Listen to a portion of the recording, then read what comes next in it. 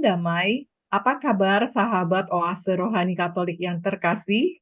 Semoga para sahabat dan keluarga selalu dalam keadaan baik, dalam kasih dan pemeliharaan Tuhan. Senang sekali kita dapat berjumpa kembali hari ini dalam program Oase Rohani Katolik. Pada hari ini, hari pekan biasa kedua. Bersama saya, Giovanna Sagita dan Romo yang menjadi narasumber kita hari ini, Romo Victorius Rudi Hartono, PR. Baiklah, mari kita sapa Romo terlebih dahulu. Romo Rudi, apa kabar Romo? Selamat datang Romo.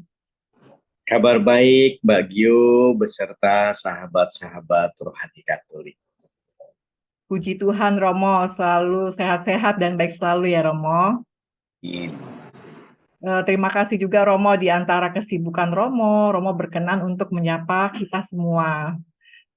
Ya, baiklah sahabat Oase Rohani Katolik, sebelum kita memulai permenungan iman kita hari ini, marilah kita siapkan hati sebelum mendengarkan sabda Tuhan. Kita akan mohon tuntunan Roh Kudus melalui doa pembuka yang akan dipimpin oleh Romo. Dalam nama Bapa dan Putra dan Roh Kudus. Amin. Amin. Allah Bapa di surga, boleh kami syukuri rahmat hari demi hari yang Kau limpahkan kepada kami, para pengikut-Mu. Biarlah kami melalui firman-firman-Mu hari ini boleh dikuatkan dan diteguhkan untuk menimba banyak inspirasi yang menguatkan perjalanan hidup kami. Berkatilah kami untuk acara yang kami lakukan ini, agar dapat berjalan lancar berdasarkan dengan kehendak-Mu. Bapa, terima kasih untuk semua rahmat-Mu ini, dan doa ini kami sampaikan kepadamu. Dalam nama Tuhan kami Yesus Kristus, Dialah Juru Selamat dan Sahabat kami, kini dan sepanjang masa. Amin. Amin. Dalam nama Bapa dan Putra dan Roh Kudus. Amin. Terima kasih Romo Rudi sudah memimpin doa pembuka. Baiklah sahabat Oase Rohani Katolik, kita mulai permenungan iman kita hari ini, di mana bacaan liturgi kita hari ini akan diambil bacaan pertama dari kitab pertama Samuel dan bacaan Injil dari Injil Markus. Antifon pembuka. Hendaklah seluruh bumi menyembah Engkau dan bermadah serta melakukan mazmur bagimu, Allah Maha Luhur. Bacaan pertama. Bacaan dari kitab pertama Samuel, bab 15, ayat 16 sampai dengan 23.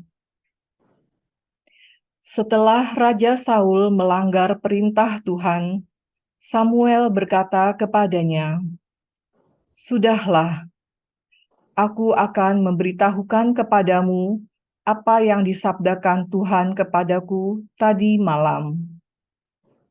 Kata Saul kepadanya, "Katakanlah." Sesudah itu berkatalah Samuel, "Engkau ini kecil pada pemandanganmu sendiri.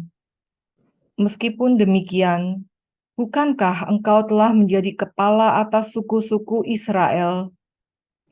Bukankah Tuhan telah mengurapi engkau menjadi raja atas Israel?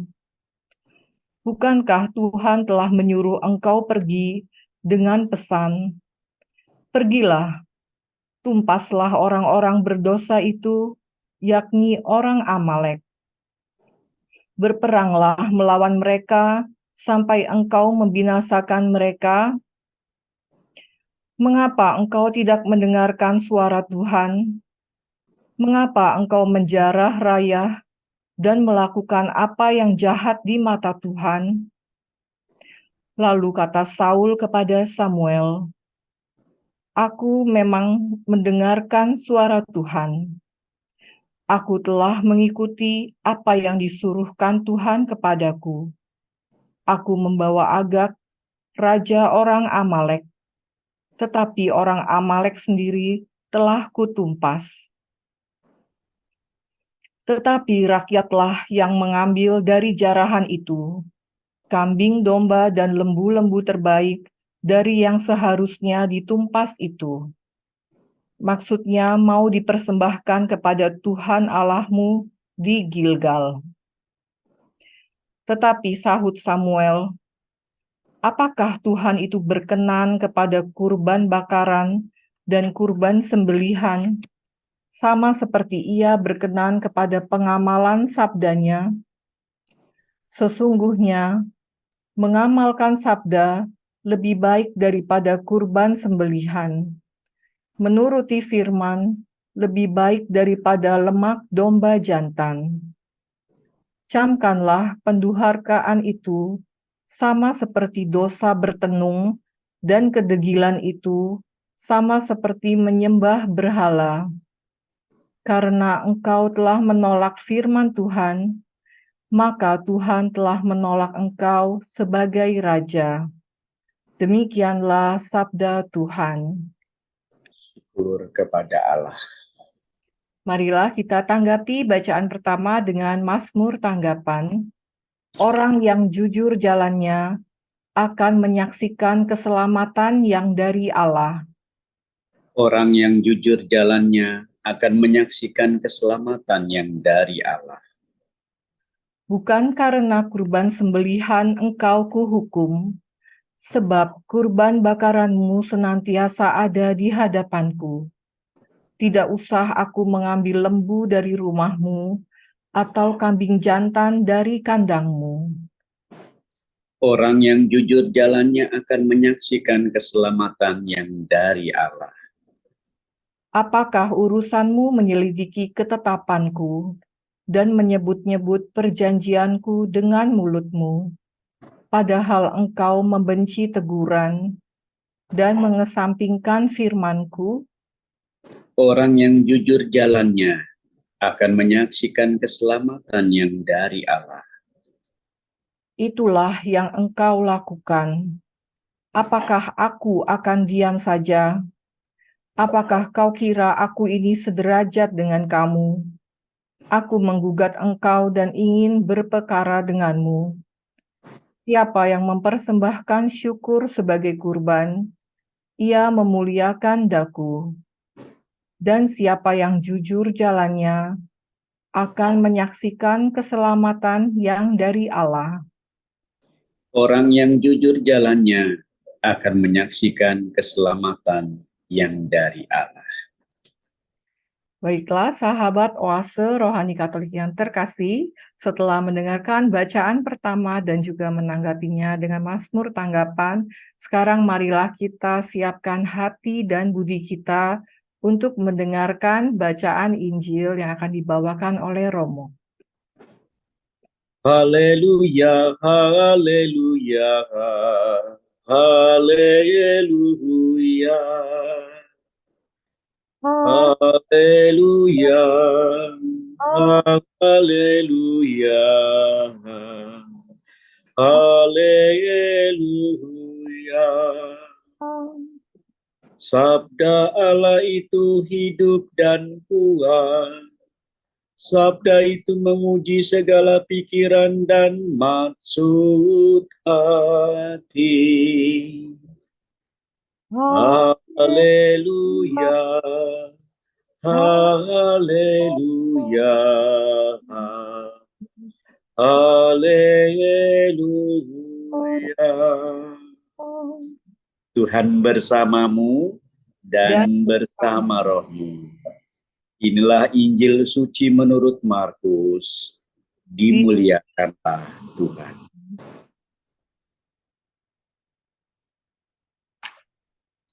Diambil dari Injil Markus bab 2 ayat 18 sampai dengan 22. Waktu itu murid-murid Yohanes dan orang-orang Farisi sedang berpuasa. Pada suatu hari datanglah orang-orang kepada Yesus dan berkata, murid-murid Yohanes dan murid-murid orang Farisi berpuasa, mengapa murid-muridmu tidak? Jawab Yesus kepada mereka, dapatkah sahabat-sahabat pengantin pria berpuasa selagi pengantin itu bersama mereka? Selama pengantin itu ada bersama mereka, mereka tidak dapat berpuasa.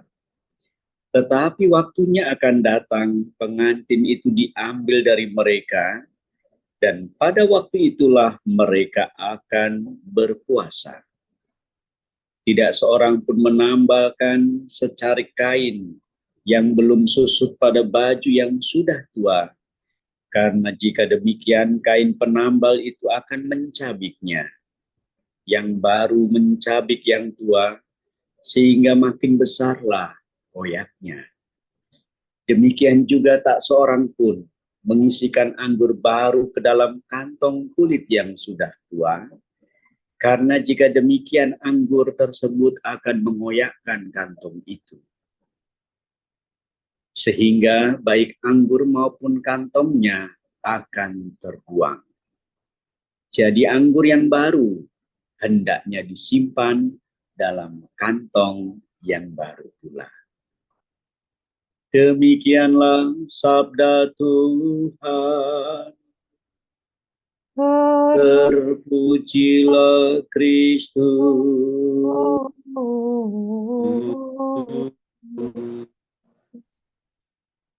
Baiklah, Romo Rudi dan juga sahabat Oase Rohani Katolik yang terkasih, kita sudah mendengarkan Sabda Tuhan, bacaan liturgi kita hari ini.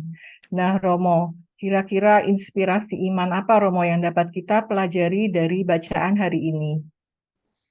Terima kasih Mbak Gio dengan sahabat-sahabat Oase Rohani Katolik yang dicintai Tuhan. Pertama saya mengucap selamat tahun baru dulu ya Mbak ya, kepada sahabat-sahabat. Sudah 15 hari kita menjalani tahun yang baru di tahun 2024 ini. Semoga tahun baru bukan hanya baju baru ya, tapi hati yang selalu baru kita syukuri sebagai berkat-berkat Allah. Amin. Amin. Amin. Pak Gio dan sahabat-sahabat rohani Katolik yang dicintai Tuhan, firman Tuhan hari ini melalui kitab pertama Samuel memberi kita inspirasi beberapa hal. Yang pertama, sahabat-sahabat, kita perlu belajar bagaimana kita taat sama Tuhan. Ketaatan kepada kehendak Allah itu harus menjadi prioriti dalam kehidupan kita. Mengapa Mbak Gio dan sahabat-sahabat kita kok perlu taat ya sama Allah? Pertama-tama harus kita sadari kita hanya ciptaannya ya Mbak ya. Iya, Kalau Romo. kita ciptaannya berarti kita ini makhluk yang memang diciptakan Allah Bapa dengan kasih-Nya yang luar biasa. Berakal, berbudi, dan saat itulah kita tunduk pada Allah. Unsur yang kedua, mengapa Anda dan saya, kita semua bisa taat Mbak Gio dan sahabat-sahabat. Menurut saya karena kita punya iman gitu loh Mbak. Apa sih yang membedakan orang yang beriman dengan yang tidak beriman? Orang menyebutnya ateis gitu ya Mbak ya. Iya. Nggak percaya sama Tuhan. Menurut saya perbedaannya amat mencolok pada Allah yang kita percayai. Saya seringkali merumuskan dalam kehidupan saya, I do believe in God, so I need God. Anytime. Kalau saya, Anda dan saya sudah percaya sama Allah gitu loh Mbak, maka ya saya harus percaya habis dan saya memerlukan Allah itu dalam kehidupannya. Orang yang tidak percaya sama Allah, pasti dia tidak mengandalkan Allah. Hanya mengandalkan pikirannya, isi hati nurani, dan perbuatannya. Itu bedanya amat sangat jelas. Kita yang percaya sama Tuhan, kita taat sama Tuhan. Kita yang percaya sama Tuhan, kita memerlukan Tuhan. Sehingga Tuhan itu kita bawa kemanapun. Di tempat kerja, bawalah Tuhan. Di rumah, Mbak Gio, ketika memulai pekerjaan hari, bawalah nama Tuhan. Adik kakak di sekolah atau di kantor-kantor, bawalah nama Tuhan. Karena Anda dan saya believe in God, percaya sama Tuhan. Nah, itulah yang menurut saya kenapa kita, Anda dan saya perlu taat kepada Allah, Mbak. Karena kita punya Allah.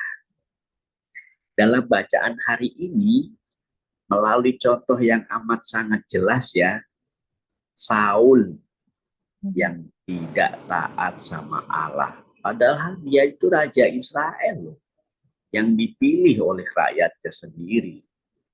Ternyata Saul mengalami cacat dalam menjalankan ketaatannya. Dalam hal ini kan diundanglah dalam firman Tuhan supaya Raja Saul itu berperang kepada orang-orang yang, maaf ya, dalam catatan ini, orang-orang Amalek yang suka berbuat jahat. Jadi diminta untuk memerangi kejahatan. Faktanya, Mbak, ternyata malah Samuel tidak bisa menguasai rakyatnya, yang malah menjarah. Sehingga di sini Allah tidak berkenan ya. Kalau diminta menumpas habis kekerasan atau kejahatan, tuntaskanlah itu. Bukan pilih-pilih ya. Oke, orang-orangnya sudah dituntaskan, tapi rakyatnya tidak bisa diatur. Sehingga ketidaktaatan Saul di sini ditegur oleh Samuel, nabi yang mendapatkan titah dari Allah.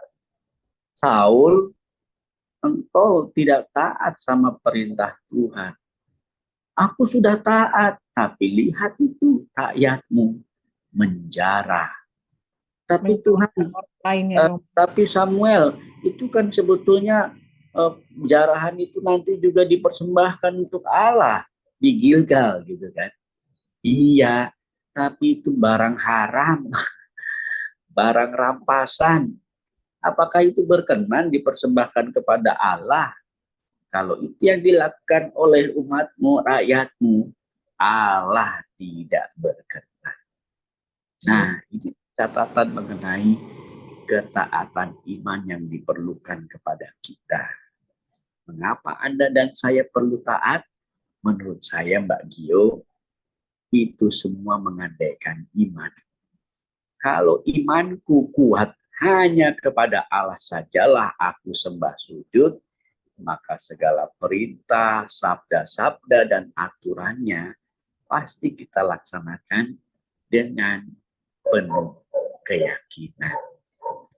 Tidak setengah-setengah, tidak suam-suam buku, apalagi tidak menjalankan. Itu inspirasi yang boleh kita petik, Mbak Gio, bahwa ketaatan Saul ini dipertanyakan, bahkan Allah jadi sudah tidak percaya lagi, bahkan tidak berkenan. Dari sinilah ketaatan iman penting. Dan yang kedua, kalau kita semua sudah tidak taat sama Tuhan, percaya deh Mbak, buah-buahnya adalah soal kepercayaannya yang dipertanyakan. Kira-kira itu inspirasi yang bisa saya sampaikan kepada sahabat-sahabat rohani Katolik. Begitu Mbak. Ada pertanyaan nggak? Boleh. Ya, terima kasih Romo Rudi sudah menjelaskan dari bacaan pertama ya Romo ya. Sangat menarik bahwa Romo tadi bilang bahwa Allah mau kita taat dan ketaatan itu sangat berkaitan dengan iman kita ya Romo ya. Iman kita juga seharusnya sepanjang waktu membawa Tuhan beserta dengan kita ya Romo. Romo, dari bacaan pertama ini sebenarnya Raja Saul kan awalnya sudah diurapi untuk menjadi raja ya Romo ya. Dan awalnya Betul. mungkin Raja Saul juga sudah memulai tugasnya dengan baik. Tapi kemudian karena ketidaktaatannya maka Saul tidak berkenan dan tidak menyenangkan hati Allah gitu ya Romo. Mm-mm. Nah, bagaimana saran dari Romo untuk kita yang mungkin Tuhan sudah berikan kepercayaan atau menjadi pemimpin atau mempunyai jabatan tertentu agar selalu tetap bisa menyenangkan hati Allah, Romo? Ada lagu bagus tuh yang kalimat terakhir Mbak Gio. Menyenangkanmu, senangkanlah gitu ya. Hanya apa ya Bapak, hanya itu kerinduanku gitu ya. Itu lagu yang menurut saya inspiratif ya. Jadi bagi saya sendiri, ketaatan itu memerlukan sebuah tanggung jawab Mbak Gio. Mhm. Samuel sudah mencoba, tetapi godaan atas ketidaktaatan itu terjadi dalam dirinya. Apa?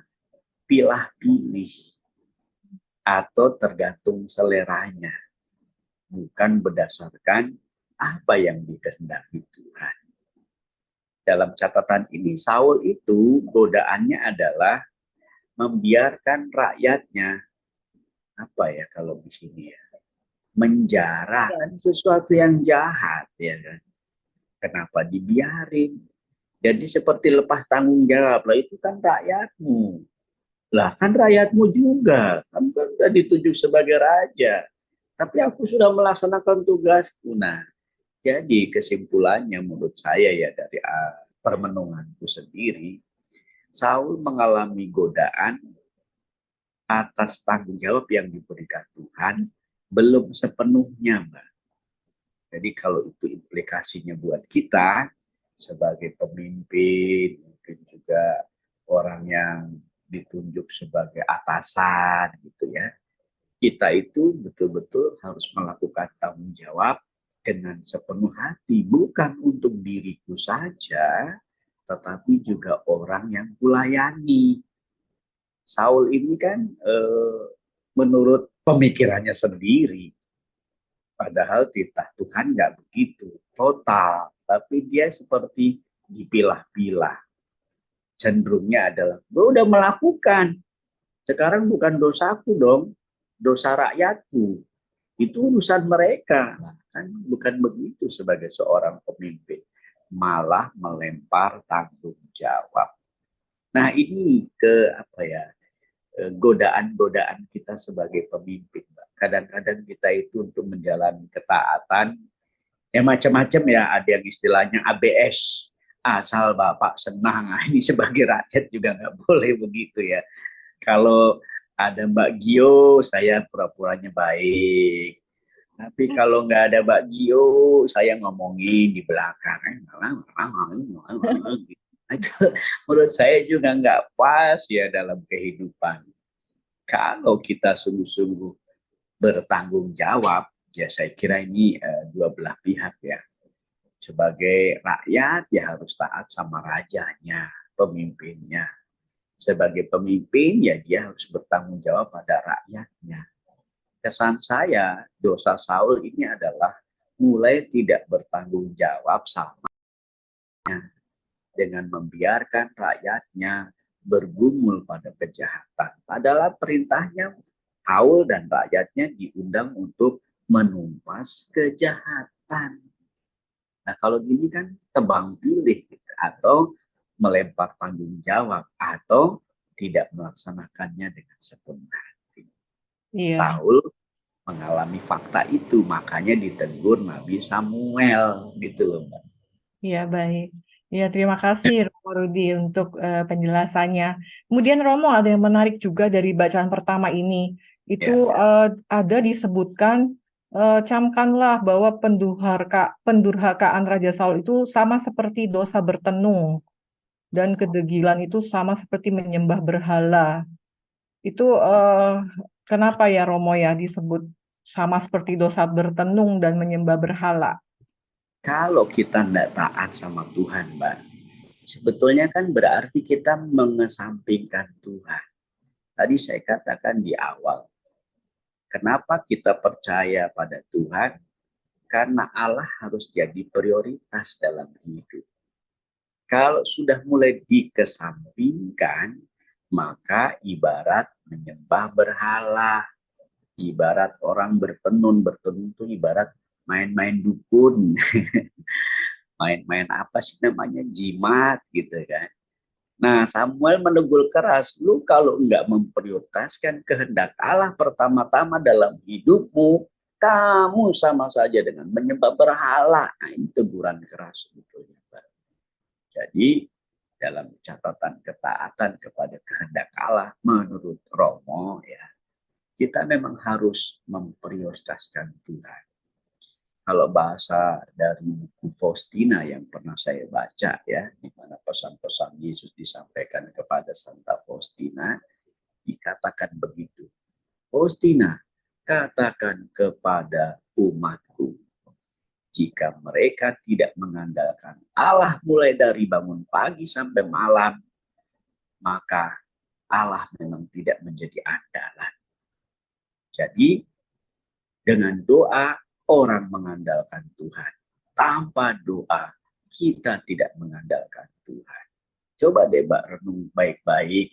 Misalnya Mbak Gio atau sahabat-sahabat rohani Katolik bangun pagi yang dicari apa? HP. Kring, HP ku mana ya? Mission apa yang baru ya? Nah, kalau kayak begitu maaf-maaf saja ya. Harusnya kan bangun tidur atas nama Bapa, Putra, dan Roh Kudus. Amin Tuhan, terima kasih ya.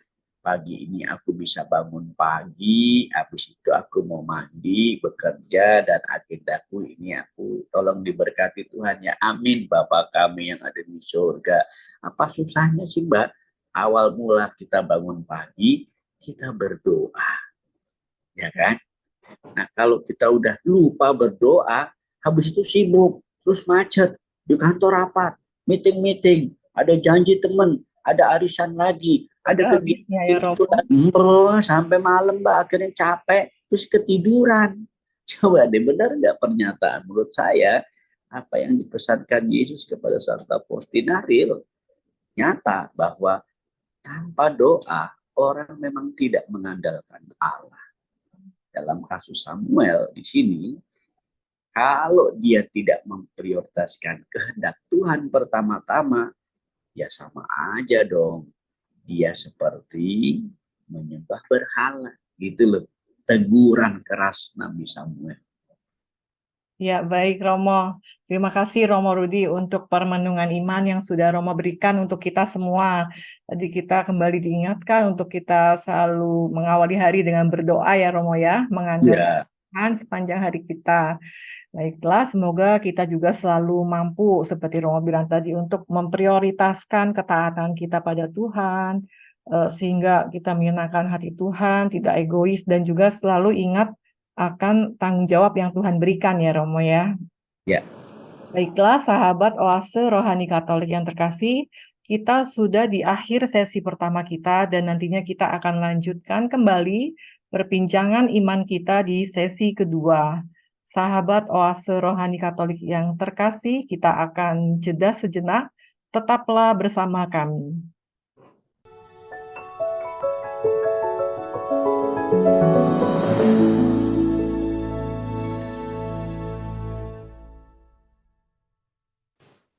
Sahabat Oase Rohani Katolik yang terkasih, marilah kita lanjutkan permenungan iman kita pada sesi kedua, masih bersama Romo Victorius Rudi Hartono PR dan saya Giovanna Sagita. Sebelum kita melanjutkan, kami kembali sampaikan informasi bagi para sahabat yang mungkin ingin memberikan saran, masukan maupun sharing iman dapat dikirimkan ke alamat email kami orkkaj2021@gmail.com maupun ke nomor WhatsApp 0881 0251 33438. Ya, baiklah, Romo. Setelah tadi di sesi pertama kita sudah mendapatkan inspirasi iman dari bacaan pertama ya, Romo ya. Kemudian kita lanjut ke bacaan Injil nih, Romo. Ini tadi perikopnya diambil dari Injil Markus. inspirasi iman apa Romo yang dapat kita pelajari? Menurut saya, melanjutkan dari permenungan awal tadi di bacaan pertama, dihubungkan dengan peristiwa Injil hari ini mengenai tokoh Yesus. Kalau tadi yang pertama adalah tokoh Saul, seorang raja pertama orang Israel yang diurapi dan dipilih Tuhan, terjebak dalam ketidaktaatan. Sekarang dengan tokoh Yesus Kristus sendiri, Mbak, ditampilkan sebagai Yesus yang taat pada kehendak Allah. Apa sih kehendak Allah? Kehendak Allah adalah di mana seseorang meyakini, melakukan, dan memahami apa yang selalu menjadi pesan-pesan firman Allah. Misalnya adalah percaya penuh kepada Tuhan.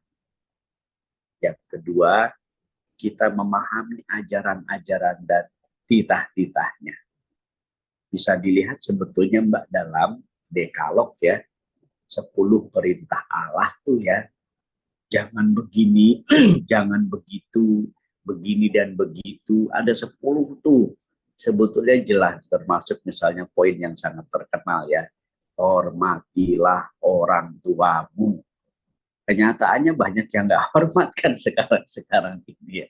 Ada yang ngelawan, ngomel, protes. Aduh, kalau melihat catatan-catatan maaf ya kehidupan di tengah masyarakat, ada anak bisa membunuh orang tuanya, mungkin juga anak bisa membunuh, orang tua bisa membunuh anak-anaknya, banyak kasus-kasus. Aduh, saya kalau baca berita-berita gitu cuma miris ya, aduh, sampai bilang orang itu kok kayak kerasukan ya, kerasukan iblis. Nah, ini lambang-lambang mengenai kehendak Allah. Tapi percaya Mbak, kehendak Allah itu sederhananya adalah apa yang baik-baik di mata Tuhan. Yang baik di mata Tuhan pertama-tama adalah orang percaya sama Tuhan. Nah, Yesus ini adalah utusan Allah sendiri, bahkan dia anak Allah sendiri. Dan pada peristiwa ini agak ditampilkan sesuatu yang agak berlawanan ya. Iya, Kita bicara tentang ketaatan, tapi di sini murid-muridnya seakan-akan nggak taat nih, Pak. Kenapa murid-muridmu itu malah memakan butir gandum, padahal itu tidak boleh kan, ini di bulan puasa kayak gitu ya. Dan ternyata Yesus menggarisbawahi apa yang penting dari kehendak Allah ialah belas kasih. Nah, belas kasih itu merupakan juga kehendak Allah yang bisa kita pahami sebagai ciri hakikat yang ilahi loh Mbak. Allah adalah cinta. Deus caritas est. Allah adalah cinta. Kodratnya cinta ini harusnya meresap, menghayatinya pada tak terhayati pada kita orang yang percaya.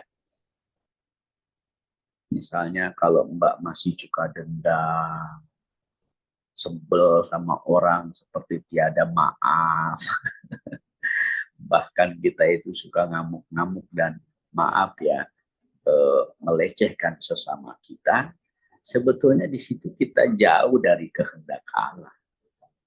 Kalau Anda dan saya, kita semua sahabat-sahabat rohani Katolik beriman kepada Allah, kehendaknya dapat dipahami pada yang baik-baik dan belas kasihnya yang luar biasa. Nah, dalam konteks ini, para murid menyadari bahwa mereka sedang bersama Tuhan Yesus. Kalau bersama Tuhan Yesus mereka lagi lapar, makanlah. Tapi saatnya orang akan berpuasa kalau sudah jauh dari Tuhan Yesus. Karena puasa adalah berjumpa dengan Yesus. Maka di sini di garis bawahi hakikat mengenai peraturan-peraturan keagamaan. Membuat Anda dan saya murah hati enggak? Jangan-jangan itu cuma peraturan doang, Mbak Gio.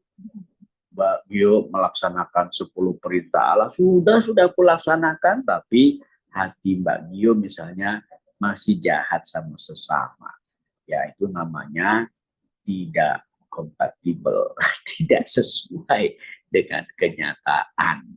Maka Yesus di sini menampilkan kenyataan ia yang taat pada kehendak Allah, intinya adalah ia melayani dengan segala kemurahan hati, dan dengan kehendak Allah yang dilakukannya itu, ia mengajari murid-muridnya supaya tahu inti dari ketaatan, bukan menjalankan peraturan-peraturan saja, tetapi harus punya belas kasihan. Gitu, Mbak. Iya, iya sangat menarik Romo. Jadi berpuasa itu bukan semata-mata aturan saja ya Romo ya, tapi Nah, dari itu mungkin lebih diutamakan hukum cinta kasih, mungkin menghargai nilai-nilai kemanusiaan itu lebih penting ya Romo ya. menurut saya lebih penting. Tapi juga jangan dikontraskan ya. Lah kalau gitu nggak perlu beriman lah. Kalau orang-orang yang beriman aja melakukan kejahatan. Lebih baik kita tidak percaya sama Allah, tapi melakukan kemanusiaan. Nah itu ekstrem lain. Kalau Iya. buat saya justru orang beriman, justru didorong oleh iman dan ajaran imannya untuk memberdayakan kemanusiaan itu menjadi lebih berkualitas. Di antaranya belas kasih dan kemurahan. Dalam konteks ini, Tuhan Yesus yang taat pada kehendak Allah mengajarkan inti iman, Mbak. Inti iman adalah melakukan kehendak Allah itu dengan sepenuh-penuhnya. Dan bukan seturut peraturan saja, tapi harus ada ruang cinta, ruang belas kasih. Itulah sebetulnya inti iman. Kalau Anda dan saya hanya terjebak pada peraturan gitu ya Mbak Gio ya, maka Mbak akan sombong loh. Nih gue lebih suci daripada lu. Nih gue bisa bahasa ini. Nih gue pandai kan. Nih gue bijaksana kan. Nih gue lihat saleh kan. Lu mana? Terjebak pada keegoisan atau kesombongan diri. Maka kita memang perlu selalu diskresi, Mbak. Membeda-bedakan mana yang paling inti dari iman kita. Ialah intimasi dengan Tuhan, di mana kehendaknya itu meraja dalam hidup kita. Belas kasih, cinta, kerahiman, pengampunan, dan segala-galanya yang baik-baik deh Mbak. Gitu ya. Para Iya. murid ini kan kelihatannya melanggar peraturan, tapi mereka sedang mengikuti Tuhan. Jadi nggak perlu puasa, orang Tuhannya ada. Tapi mereka akan berpuasa kalau Tuhannya udah nggak ada ya. Nah, dan itulah inti kita iman adalah bersekutu dengan kehendaknya, kebaikannya, dan belas kasih. Itu sebetulnya lambang ketaatan iman. Iya. Iya, menarik Romo. Jadi kita yang orang biasa gitu kan mungkin ternyata inti dari Injil kita hari ini seperti yang Romo bilang tadi bahwa Allah adalah cinta, kita sebaiknya melakukan kehendak Allah dengan sepenuhnya ya Romo ya. Termasuk tadi belas kasih, pengampunan dan hal-hal baik lainnya.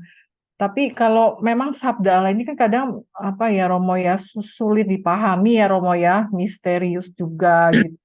Itu di perikrop ini kan mungkin juga ada pandangan dari orang-orang sekitar yang memunculkan pertanyaan juga, kok tindakan Yesus dengan murid-muridnya kok tidak sama nih, tidak kompak dengan apa yang dilakukan oleh kelompok pengikut Yohanes dan orang-orang Farisi.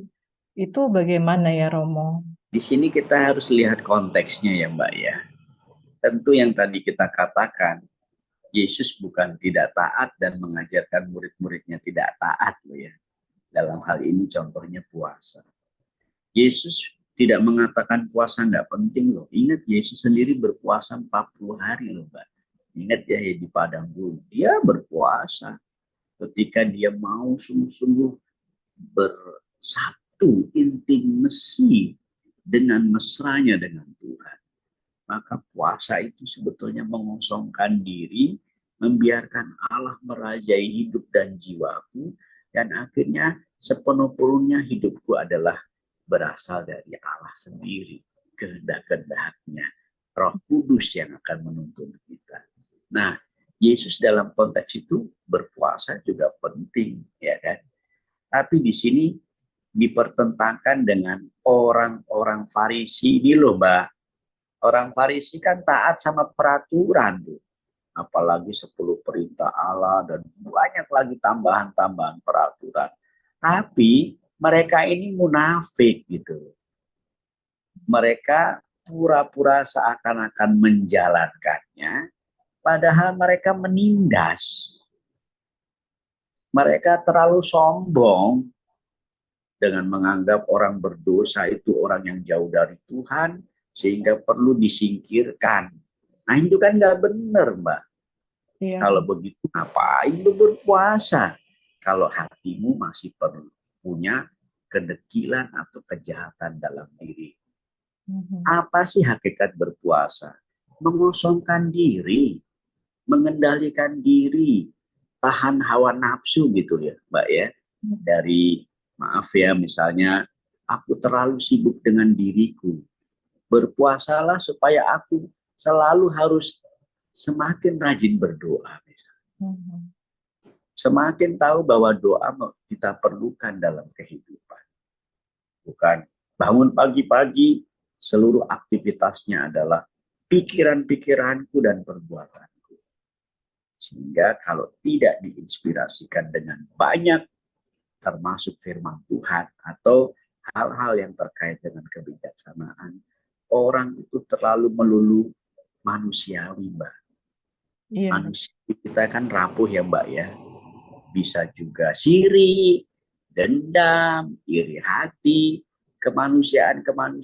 Maka di sini Yesus mengajarkan sebetulnya supaya kita seimbang dalam hidup rohani dan jasmani. Hakikat puasa itu penting, harus. Ini tidak diajarin puasa. Tapi pada saat ini kan para muridnya sedang lapar haus dari pelayanan mereka. Ya kan? Nanti ada lagi kutipan penjelasan di tempat lain tuh. Tuh lihat tuh, para imam persembahan. Itu kan nggak boleh dimakan, hanya dipersembahkan kepada Allah. Tetapi kenapa hanya boleh dimakan para imam? Gitu kan? Ya, karena persembahan itu adalah yang persembahan sudah dipersembahkan pada Allah, sementara hal-halnya perlu dinikmati dan dihayati. Pokoknya di sini Yesus mengajarkan mengelola rohani dan olah jasmani yang pas, bukan soal peraturan. Jadi memperdalam apa yang diinspirasikan dari contoh Saul ya tadi ya, Mbak ya. Iya, Romo. Beri contoh yang lebih nyata lagi. Ini loh saya taat sama Allah, melakukan segala kehendak Allah, dan ketaatan itu berbuah sukacita ketika para murid sudah dekat dengan aku. Aku adalah simbol Bapa. Maka mereka pun melakukan karya-karya kebaikan. Mereka tidak munafik. Mereka saatnya lapar ya makan. Saatnya mereka berpuasa ya berpuasa. Gitu loh maksudnya. Iya, Romo. Jadi ada hal-hal yang lebih dari sekedar aturan ya, Romo ya. Ya, betul. Jadi ketaatan kita kepada Allah bukan sekedar aturan, tapi bahwa apa yang terkandung dari aturan-aturan itu maknanya apa gitu loh. Misalnya saya perlu berpuasa pantang gitu ya. Pantangnya kan sebetulnya untuk membuat saya tidak serakah, tidak boros, diet pula, tidak rakus gitu ya, Mbak ya. Ingat ada orang kecil. Nah, pantang itu kan kita sisihkan uang jajan kita nanti untuk amal kasih gitu. Kita pun diingatkan supaya perhatian sama sesama, memperhatikan orang-orang yang ya kekurangan di hadapan kita. Gitu loh Mbak. Nah itu pantang yang benar. Iya. Kalau pantang cuma, Mbak Jo, gue pantang loh. Lu enggak kan? Ah lu berdosa. Lihat gue dong orang suci. Nah itu kesombongan Mbak. Iya. Jebakan-jebakan kita sering begitu. Waspada memang. Iya, baik Romo. Saat menarik Romo, kita jadi semakin banyak belajar lagi nih dari apa yang Romo Rudi sudah jelaskan pada kita. Romo, mungkin supaya kita lebih ingat lagi, apa boleh diberikan poin-poin kesimpulan Romo dari permenungan iman kita hari ini, Romo? Ya baik. Sahabat-sahabat rohani Katolik dan dimanapun kita berada ya, termasuk Mbak Gio, dari permenungan kita hari ini menurut saya kita mau belajar mengenai apa artinya ketaatan pada kehendak Allah. Ketaatan kepada kehendak Allah adalah menjalankan semua perintah-perintah dan ajarannya. Dan ajaran yang utama adalah belas kasih, pengampunan, kemurahan hati, dan segala yang baik-baik dari hakikat ilahi. Yang kedua, ketaatan itu mengandaikan iman. Kita percaya nggak sama Allah? Kalau nggak percaya, ya hanya isi pikiranku saja yang kulakukan. Tapi kalau aku percaya sama Tuhan, bukan hanya pikiran dan hatiku yang kulakukan, tapi aku membawa firman-firman itu di dalam setiap kehidupanku sehari-hari. Ketiga, ketaatan itu mengandaikan juga kepercayaan dan tanggung jawab. Kalau Mbak Gio udah taat sama Tuhan, maka Mbak dipercaya dong melakukan semuanya hukum Tuhan yang intinya adalah intimasi dengan Tuhan. Supaya Mbak serupa dengan kehendak Allah itu. Kalau saleh, suci, jujur, adil, murah hati, kan itu ringan gitu ya beban hidup kita. Sehingga jasmani dan rohani kita bisa seimbang. Terakhir Mbak ya, dengan ketaatan iman yang dipesankan firman Tuhan hari ini, percaya deh, itu membuahkan hidup yang lebih baik daripada hanya isi hati dan pikiranku saja. Pelajarilah firman Tuhan. Semuanya baik-baik itu. Ya, orang diminta mengampuni. Kenapa sih Mbak? Kok kita diminta mengampuni? Karena kita ini Allah kasih, kita ini pengikutnya juga harus berbuat kasih. Kalau Allah adalah kasih, kita mengimani Allah yang kasih, kita masih suka dendam, berarti kita kan tidak mengasihi, nggak bisa ikut sama Tuhan, Mbak. Satu. Kedua, akan ada rantai balas dendam. Mbak disebelin sama orang, gantian nyebelin, apalagi kalau udah sampai maaf ya, dendam kesumat. Itu kan akhirnya jadi balas dendam yang berkepanjangan. Nah, dengan hukum kasih, di mana kita taat sama kehendak Allah, rantai balas dendam itu diputus, Mbak. Udahlah, ampuni. Lu juga manusia rapuh kok ya. Kenapa enggak kita selalu mohon ampun sama Tuhan supaya belajar mengasihi seperti Allah yang mengasihi total kepada manusia. Kira-kira itu yang bisa kita bahas, Mbak, di dalam permenungan kali ini. Boleh nggak ditutup dengan pantun ya, Mbak ya? Iya, boleh, silakan Romo. Ada dua pantun aja deh, Mbak ya. Boleh Romo. Tanam bunga, tanam kubis. Mbak menjawab, Cakep. cakep. Tumbuh subur, berlapis-lapis. Cakep. Cakep. Sahabat rohani Katolik selalu optimis. Cakep.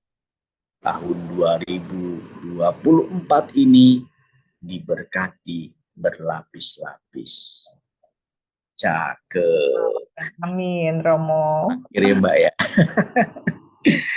Jalan-jalan ke kota Kudus. Cakep. Jangan lupa membawa mie sedus. Cakep. Cakep. Dalam nama Bapa, Putra, dan Roh Kudus. Cakep. Semangat iman, ketaatan iman akan menuntun kita ke jalan Kristus. Cakep. Mantap Romo pantun-pantunnya. Terima kasih Romo Rudi untuk pantunnya dan poin-poin kesimpulan, inspirasi iman yang sudah diberikan untuk kita semua. Semoga memberkati untuk semua pemirsa Oase Rohani Katolik, membawa kita semakin mencintai firman Tuhan dan selalu mengingatkan kita ya Romo bahwa ketaatan pasti akan membuahkan hidup yang lebih baik ya Romo. Amin. Baiklah, sahabat Oase Rohani Katolik yang terkasih, kita akan menutup Oase Rohani Katolik kita hari ini dengan doa dan berkat penutup dari Romo Rudi. Silakan, Romo. Baiklah sahabat Rohani Katolik, mari kita satukan hati kita dalam doa sebagai inspirasi atas firman Tuhan yang telah kita hayati bersama. Dalam nama Bapa dan Putra dan Roh Kudus. Amin. Amin. Allah Bapa di surga, terima kasih untuk firman-Mu yang boleh kami belajar dari kisah Saul yang tidak taat pada kehendak-Mu dan kisah Yesus yang selalu taat kepada kehendak-Mu dan menampilkan kemurahan hati belas kasihan di dalam keseluruhan hidup. Itulah iman kami hanya kepadamu Bapa sebagai kekuatan dan andalan hidup kami. Engkau harus jadi prioritas hidup kami dan itulah kami percaya bahwa kami adalah anak-anak-Mu dan Engkau adalah Allah kami. Bapa, berkatilah untuk kegiatan kami sepanjang hari ini. Semoga firman-Mu menjadi pegangan kami yang meneguhkan, menghibur, dan akhirnya memberi inspirasi untuk kami berbuat menjalani kehendak-Mu. Doa yang sederhana di Bapa kami sampaikan kepadamu dalam nama Tuhan kami Yesus Kristus. Dialah juru selamat dan sahabat kami kini dan sepanjang masa. Amin. Tuhan bersamamu dan bersama rohmu. Semoga kita semua sepanjang hari ini dilindungi, dijaga, diberkati oleh berkat Allah yang Maha Kuasa, Bapa dan Putra dan Roh Kudus. Sahabat Oase Rohani Katolik yang terkasih, kami ucapkan terima kasih sudah mengikuti dan setia menemani kami bersama dalam Oase Rohani Katolik kita hari ini. Terima kasih juga untuk tim operator dan tim teknis yang telah membantu kelancaran acara kita hari ini.